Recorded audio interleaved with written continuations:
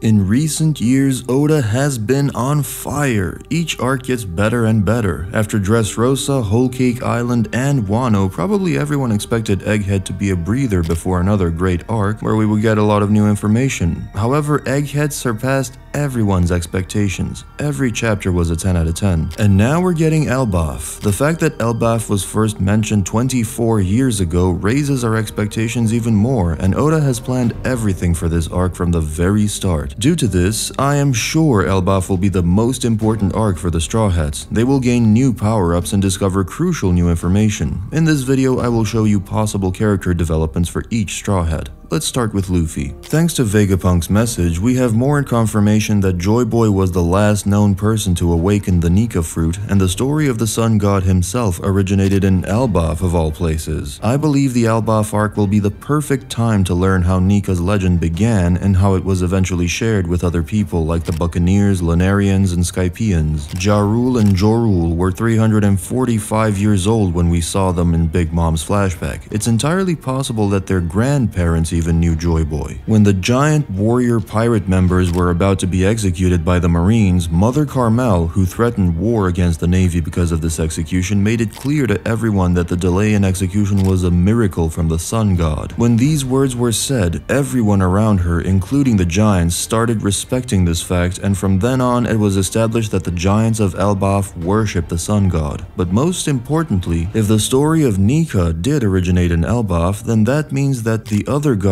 mentioned in Nolan's flashback, the gods of rain, forest, and earth, could also share the same place of origin as the Sun God. This might bring us one step closer to finding out who the current users of the other legendary devil fruits are and whether they are in good hands or not. For me, this is one of the most interesting remaining mysteries in One Piece. For now, Luffy does not fully understand who or what Nika is. Everyone expects Elbaf to be Usopp's arc, but it will be as important if not more so for Luffy. Understanding that he is Nika could help Luffy gain a better understanding of his powers, take on more responsibility, and give him the edge he needs to surpass Joy Boy. Another important character in the Elbaf arc will be Robin. If there's anything we know for sure, it's that Robin will reunite with her first friend, Saul. I expect it to be the most emotional reunion. So, we know Usopp is the sniper of the Straw Hat Pirates and Robin is the archaeologist. Usopp has incredible vision and Robin has an incredible mind. Both have immense talent in their respective fields. We know that both inherited their looks from their mothers at a young age. However, Robin has something her mother didn't have: exceptional archaeological talent, and Usopp has sniping talent. I believe they inherited these traits from their fathers. Robin's black hair, a difference between her and her mother, is likely due to her father. Usopp has the same eyes as his father, which are different from his mother's. Also, they both have a bond with giants. Usopp has always wanted to meet the giants, and Robin has a bond with Saul. So Usopp will finally go to Elbaf and Robin will meet Saul again. As you can see, there are many parallels between these two and Elbaf, and I think this leads to something interesting. In short, I believe there is a chance that they will meet their fathers in Elbaf. Usopp's father, Yasopp, is a world-renowned sniper in Shanks' crew. We all know that Elbaf is under the protection of Shanks. What we don't know is Shanks' true intentions. If he plans to arrive at Elbaf, which would be logical because One Piece is in its final arc and we must see Shanks and Luffy's reunion, then we will see Usopp and Yasopp's reunion as well.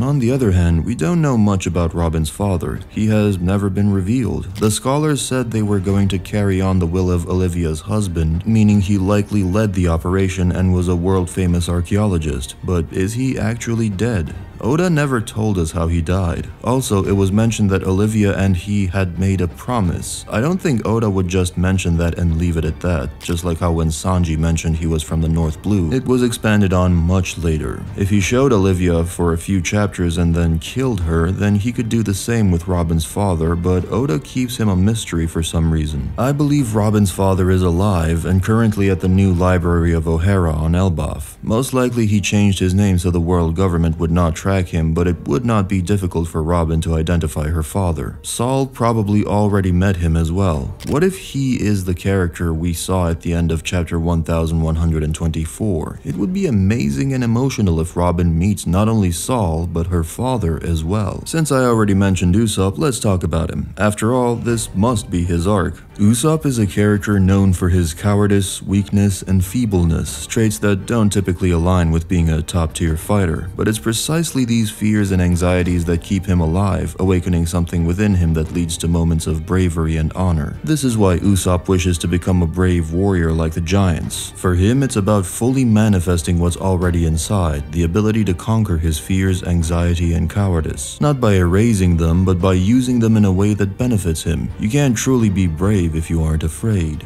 Usopp might even defeat Loki, which would parallel the story of David and Goliath. Usopp, whose lies often become truths, could face Loki, the god of mischief, using his slingshot just as David did. I believe that by conquering his fears, he will become far stronger. He already has observation haki, and he may awaken armament and conqueror's haki too. There have been many hints that Usopp has the potential for king's haki. By unlocking this potential, Usopp will show us that there was always more to him than we realized, and that fear was the only thing holding him back. This could be an incredibly inspirational story for many people because Usopp will demonstrating that by overcoming fear, we can unlock our true potential. To sum it up, Usopp may get a new weapon, a hammer, which we will talk about soon, and he may also meet his father and defeat Loki in this arc. I also expect him to awaken his conqueror's haki, making another iconic lie a reality. Also, I would really be excited if Sogeking returns in Elbaf. Either way, I am sure Oda won't disappoint us and has something great planned for Usopp. Next up is Nami. While she's already adept at weather manipulation, her future power-ups will likely focus on enhancing her abilities with the Climatect. Surprisingly, Vegapunk hasn't yet seen Nami's weapon, and I think there's a reason for that. With Lilith and Egghead's technological advancements, Nami might gain access to new abilities or enhancements for her Climatect. For instance, she could develop techniques similar to Big Mom's Misery Cannon, creating powerful weather-based attacks. I believe she will get another power-up at Elbaf as well. Elbaf will be the home of the treasure, the Emerald City. Although emeralds don't have a necessary connection to Norse mythology, there is another gem that does.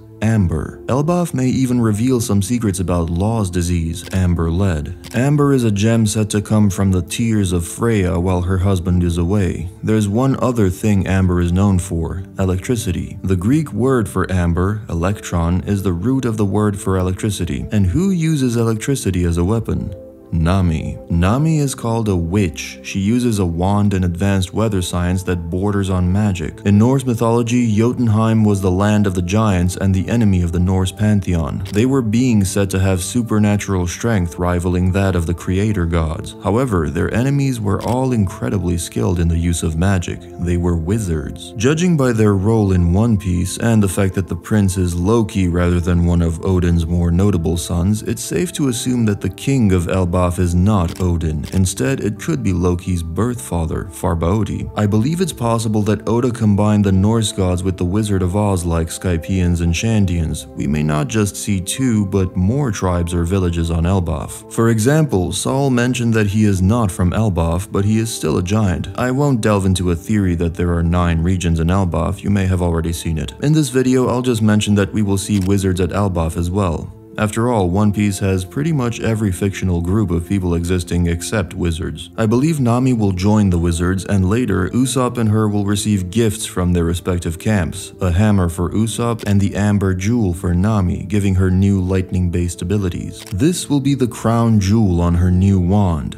Let's continue with Zoro. Right now, the gap between Luffy and Zoro is bigger than it's ever been in the series, mainly due to Luffy's overpowered Devil Fruit. Zoro needs a huge power-up if he's going to ever take down Yonko-tier opponents like Mihawk. We know Big Mom was a master of the giant style of swordsmanship from Elbaf, and it's insanely powerful and destructive. We saw a similar skill used by Dory and Broggy. They mentioned that the only thing they can't cut is a snake soaked in blood. There's a theory that the blood-soaked snake might be a flowery way to refer to the red line. In Norse mythology, there's a snake that encircles the world, biting its own tail. This could very well be the red line, and if it's the only thing that the giant's technique can't cut, then Zoro must master it for sure. With this, Zoro will have an island-destroying attack like Byrangun. He also still needs to work on his King's Haki, which he only recently unlocked in Wano country. There aren't many hints about what to expect from the other Straw Hats, but I hope Frank Frankie, Brook, and Chopper will finally unlock armament haki. I'm actually surprised they didn't achieve it in Wano. I don't expect much from Jinbei, he's been a pirate for many years already, and I think he's had all of his major power-ups by now. On the other hand, I expect a lot from Sanji. He's one of the best written characters, and of course, I want him to get better not only plot-wise, but also in terms of power. Sanji started awakening the same powers as his brothers in Wano during the fight against Queen and gained an extremely tough exoskeleton. On top of this, Sanji also gained other abilities, such as a remarkably fast recovery factor and enhanced muscles, all of which made him much stronger. Regarding Conqueror's haki, while Sanji hasn't displayed it clearly, his potential for it remains. Combining his Germa abilities could lead to a new technique with electric and fiery attacks, increasing his destructive power. Sanji's evolution is sure to be impressive. In conclusion, I expect Elbaf to be the most important arc for the Straw Hats, both plot-wise and power-wise. If you're curious about what the bounties of the Straw Hats will be after Egghead, you can watch this video right here. Thanks for watching.